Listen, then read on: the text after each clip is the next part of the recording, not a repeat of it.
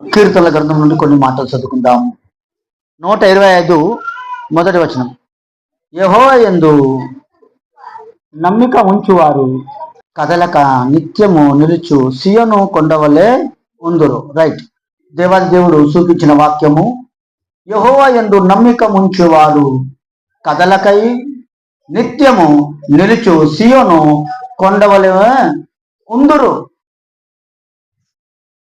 యెహోవా యందు ఎవరు నమ్మిక ఉంచుతారో వారు కదలక సియోను కొండవలే ఉందురు అని దేవుడు వాక్యం చదివిస్తుంది. హల్లెలూయా.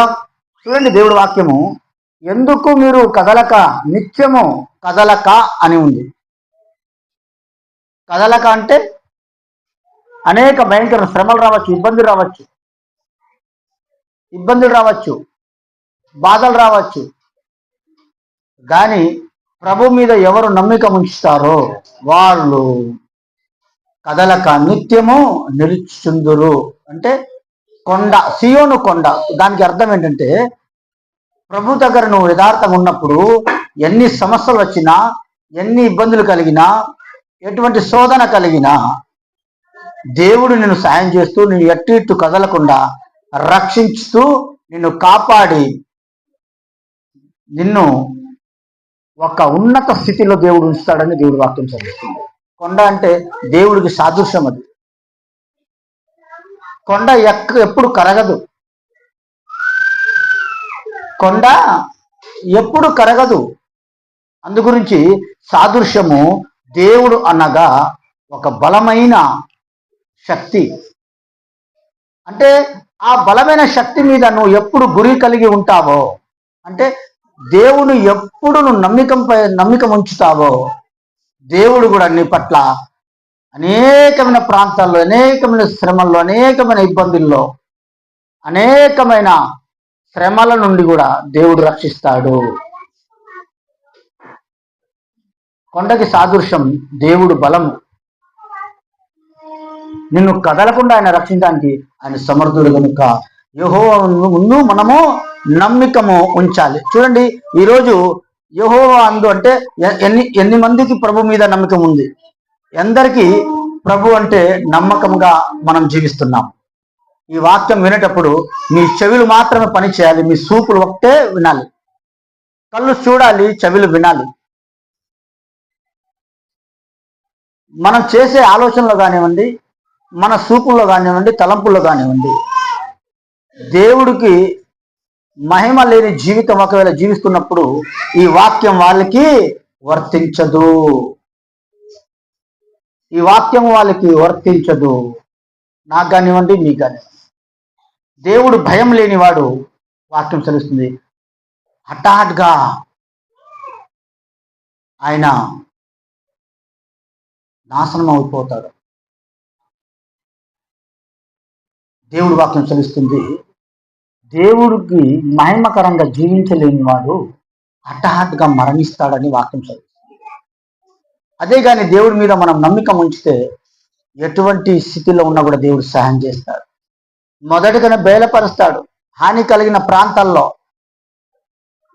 ప్రభుత్వం ఎలా ప్రకటించిందో తన బిడ్డల్ని కాచి కాపాడటానికి ఆయన తన దైవ సేవకుల ద్వారా మాట్లాడతాడు. ఎలాగా? ఈ రీతిగా ప్రమాదం ఉంది, ఎట్టి వెళ్ళకూడదు, జాగ్రత్తగా దేవుడు మనతో మాట్లాడాడు అన్నప్పుడు ఆ మాట మనం వినాలా? వినకుండా మూర్ఖత్వంగా వెళ్ళినప్పుడు దేవుడు తన మాటను వ్యతిరేకంగాను జీవించిన నడిచిన వాళ్ళని మాత్రము దేవుడు ఎన్నడూ కన్ను దృష్టి ఉంచాడు. ఎందుకంటే ఆయన వాక్యం చదివిస్తుంది, దేవుడు ఆజ్ఞ పాటించడం ద్వారా దేనికి మేలంట? మన జీవితానికి మేలు, మన బ్రతుకుకు మేలు. అటువంటి భయంకరణ స్థితి నుండి దేవుడు రక్షించడానికి ఆయన సమర్థుడు కనుక ఆయన ఆజ్ఞను మనం గైకొనాలి. ఆయన వాక్కు ప్రకారంగా జీవించాలి. వాక్కు ఏ రీతిగా మనతో మాట్లాడుతుందో ఆ వాక్కుని మనము గ్రహించాలి. గ్రహింపు లేని జీవితం నువ్వైతే ఆ జీవితాన్ని సరి చేసుకుంటానికి ఈ వాక్యం మనతో మాట్లాడుతున్నప్పుడు గరింపలేని జీవితాన్ని గ్రహించటానికి దేవుడు వాక్యం మనతో మాట్లాడుతున్నప్పుడు ఆ వాక్యాన్ని విని సరి చేసుకుంటే దేవుడు తప్పకుండా సాయం చేస్తాడు. ఎందుకంటే యెహోవా అందు నమ్మిక ఉంచువారు కదలక నిత్యము నిల్చును. సీయోను కొండవలే ఉందురు. ఎన్ని దెబ్బలు తగిలినా కూడా, ఎన్ని శ్రమలు వచ్చినా కూడా కదలరు. ఎవరు వాళ్ళు? ప్రభు అందు నమ్మికంగా ఉంచే వాళ్ళు మాత్రమే. అనుకోవచ్చు, నేను యేసుప్రభుని నమ్ముకున్నాను, నా ఇష్ట ప్రకారంగా వెళ్తాను, దేవుడు నాకున్నాడని నువ్వు అంటే అది నీ పిచ్చి, అది నీ మోసకరం, నీ సొంత జ్ఞానం. చాలా మంది సొంత జ్ఞానం ద్వారా ఏ ఒక్కడు చరిత్రలోనే బాగుపడ్డాడు కానీ మంచి పేరు సంపాదించుకున్నాడు చరిత్రలోనే లేదు, బైబిల్లోనే లేదు. సొంత జ్ఞానము ఒక నాశనంకి కానీ మంచికి కానే కాదు. నాయకుడు లేని ప్రజలు దేనికి పనికిరారు. ప్రతి ప్రజలకి ఒక నాయకుడు కావాలి, సంఘానికి ఒక నాయకుడు ఉండాలి. వాస్తవమే. ప్రభు ఎన్నుకున్న తర్వాత ఆ నాయకుడు చెప్పినట్టుగా మాత్రమే మనం నడవాలి. ఒకవేళ నువ్వు సొంత జ్ఞానం చేసుకున్నావా, నాకు అవసరం లేదు, ఆయన చెప్తే నేను వింటామేంది అనుకుంటావా, నీ మూర్ఖత్వం. తర్వాత దేవుడు చూసుకుంటాడు. ఇంకా దేవ సేవకుడు అవసరం లేదు, నీకు చూసుకుంటాడు దేవుడు. ఎప్పుడు దేవుడు వాక్యాన్ని నువ్వు తుణీకరించావో ఇంకా దేవుడు చూసుకుంటాడు. ఇంకెవరికి చెప్పాల్సిన అవసరం లేదు. హల్లెలూయా. అయితే భయంకరమైన స్థితిలో మనం జీవిస్తున్నప్పుడు యెహోవా యందు నమ్మికం ఉంచువారు అంటే దేవుడి మీద ఎవరు నమ్మకంగా ఉంచుతారు అంటే నమ్మకంగా, యథార్థంగా, పవిత్రంగా, పరిశుద్ధంగా జీవిస్తారో వాళ్ళకి దేవుడు తప్పకుండా సహాయం చేస్తాడు. అయితే ఈరోజు మనము చూడండి 128 కూడా మొదటి వచనం చదువుకుందాం. యెహోవా యందు భయభక్తులు కలిగి ఆయన త్రోవ యందు ధన్యులు. చాలు. ధన్యులు ఎవరు? నమ్ముకున్న వాళ్ళు యెహోవా యందు భయభక్తులు కలిగి ఉండాలి. నమ్మటం వేరే, దేవుడు అంటే భయము. దేవుడు అంటే భయము కలిగి ఉండేవాడు.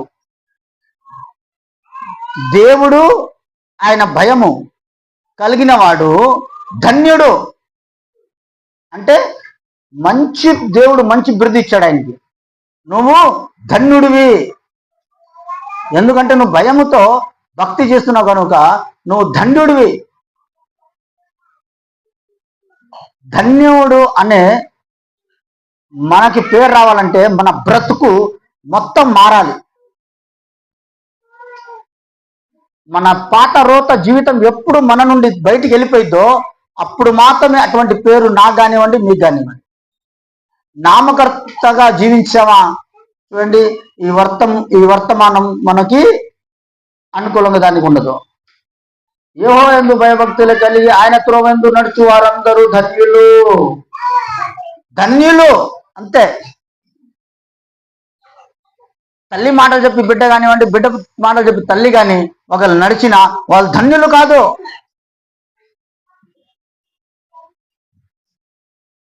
ఎవరి బిడ్డ వాడికి ముద్దే, ఎవరి బిడ్డ వాళ్ళకి ముద్దే. కానీ మనము దేవుడికి ముద్దుగా లేకపోతే ఏమైంది చెప్పండి? మన బిడ్డ ఇక్కడ ఉంటుంది కానీ మనమే ఉండము.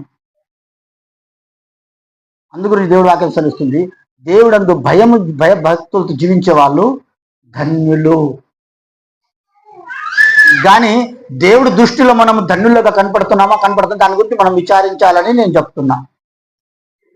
ఒకవేళ ధన్యులుగా లేనప్పుడు మన జీవితం ఎప్పుడు ఎక్కడ రాలిపోయిందో గ్యారంటీ లేని బ్రతుకు.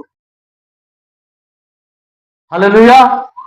మన బ్రతుకు గ్యారంటీ లేని జీవితం. ఆ నమ్మకం ఎప్పుడు దేవుడు ఒక నిజ దేవుడు తెలిసిన తర్వాత దేవుడుని ప్రకారంగా, దేవుడు వాక్య ప్రకారంగా జీవిస్తే ఈ లోకంలో మనకి బంధువులున్నా, రక్త సంబంధులు లేకపోయినా, బంధువులు లేకపోయినా, ఇరుగు పొరుగు వారు లేకపోయినా పర్లేదు, కానీ దేవుడు ఒక్కడు మాత్రమే అవసరం. కానీ అటువంటి స్థితిలో ఎవరైనా జీవిస్తున్నారా? నా ఇల్లు, నా కుటుంబం, నా ఫ్యామిలీ, ఎంత రెప్పపాటు గురించే. ఇలా కనబడి అటు మాయమై ఈ ఫ్యామిలీ, ఇలా కనబడి అటు మాయమయ్యే బ్రతుకులో ఇలా కనబడి అటు మాయమయ జీవితం, ఈ మాయ జీవితాన్ని ప్రేమిస్తున్నాం కానీ ఈ మాయ సృష్టిని సృష్టించిన సృష్టికర్తని మాత్రమో ప్రేమించట్లా. హల్లెలూయా. వాస్తవంగా దేవుడు యేసుప్రభు నమ్ముకున్న వ్యక్తులు ఎలా ఉండాలంటే,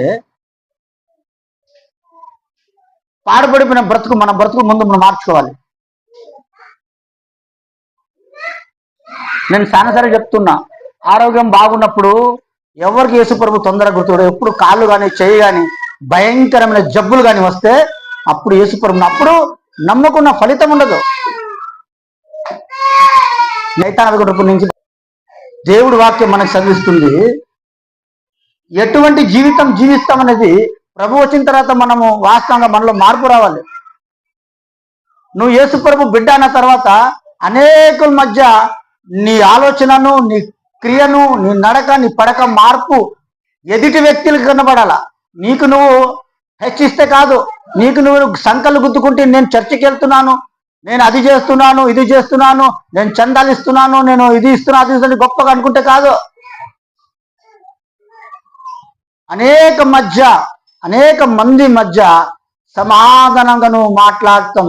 సమాధానకర్త అయిన దేవుడిని మనం ప్రేమిస్తున్నప్పుడు ఆ ప్రేమను మనలో ఉండి అనేకుల్ని ప్రకటించాలి. నిజంగా చెప్పండి, మీరు యేసు ప్రభువుని నమ్ముకున్న వ్యక్తులు ఎలా ఉండాలి?